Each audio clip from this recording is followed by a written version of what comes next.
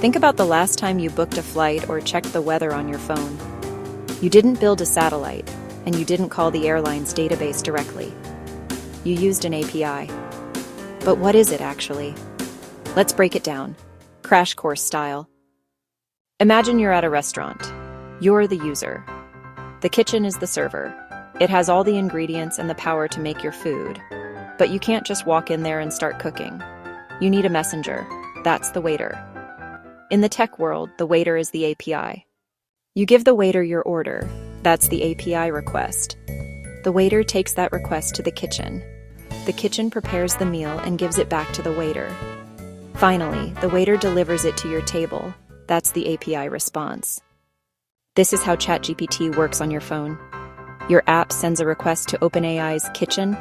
Their servers process the recipe, and the API brings the answer back to your screen.